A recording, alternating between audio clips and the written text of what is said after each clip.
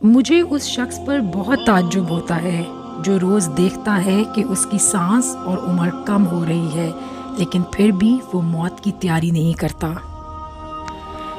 عزت عورت کو دیے جانے والے تحفوں میں سب سے اہم تحفہ ہوتا ہے، مگر اتنا قیمتی تحفہ دینا ہر مرد کے بس کی بات نہیں۔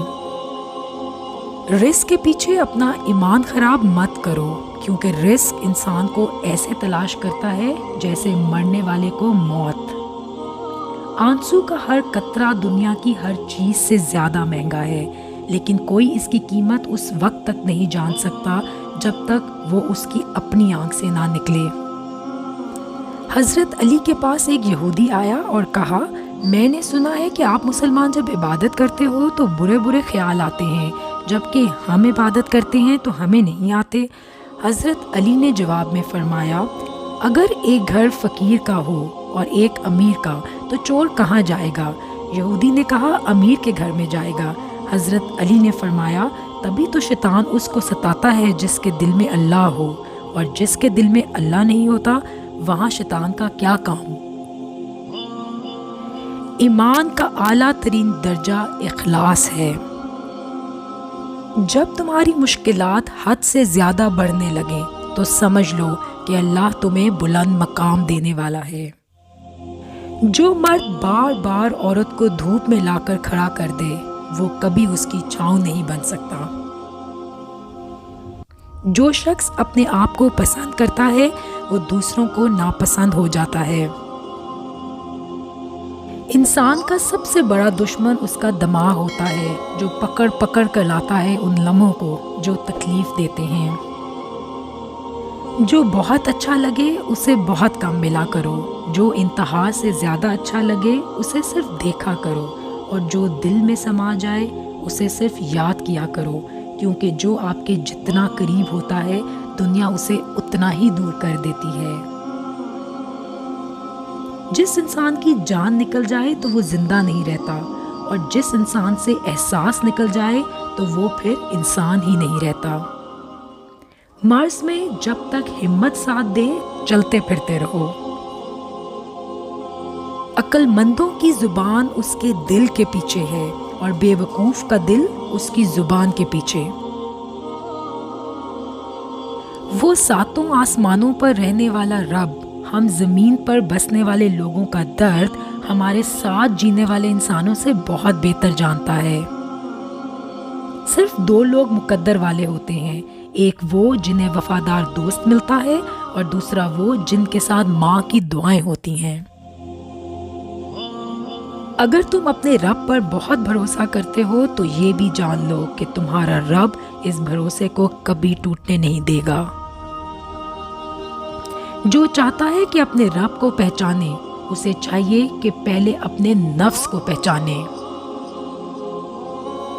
تمہاری عورتوں میں سے سب سے بہترین عورت وہ ہے جو اپنے کردار میں پاک دامن ہو اور اپنے شوہر کو حد درجہ پسند کرنے والی ہو۔ انسان کے لیے دنیا کی نعمتوں میں سے نعمت اسلام ہی کافی ہے، مشغولیات میں سے صرف اللہ تعالیٰ کی اطاعت ہی کافی ہے، عبرت کے لیے روزمرہ کی اموات کا واقعہ ہونا ہی کافی ہے۔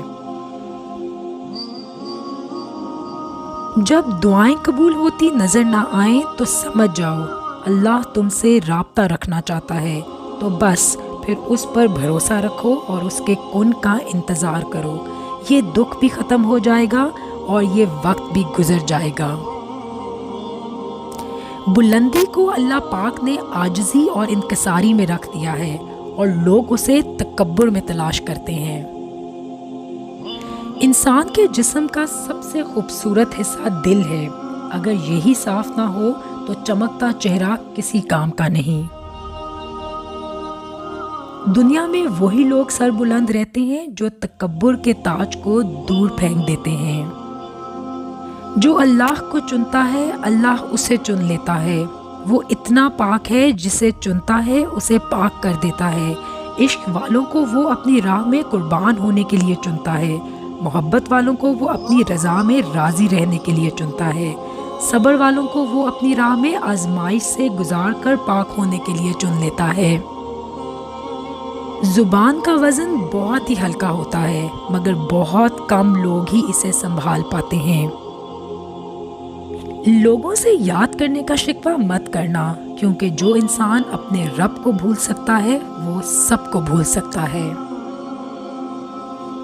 کسی کی تباہ حالی پر خوش نہ ہو، کیا خبر کل زمانہ تمہارے ساتھ یہی برتاؤ کرے۔ اگر کوئی تم سے پوچھے بتاؤ زندگی کیا ہے، تو تم ہتھیلی پر ذرا سی خاک رکھنا اور اسے اڑا دینا۔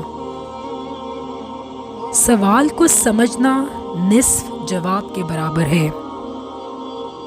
سب سے مہربانی سے ملو، کیونکہ ہر شخص اپنی زندگی میں کسی جنگ میں مصروف ہے۔ خوشی کا راز وہ نہیں جو تم دیکھتے ہو، خوشی زیادہ حاصل کرنے میں نہیں بلکہ کم میں لطف اندوز ہونے میں ہے۔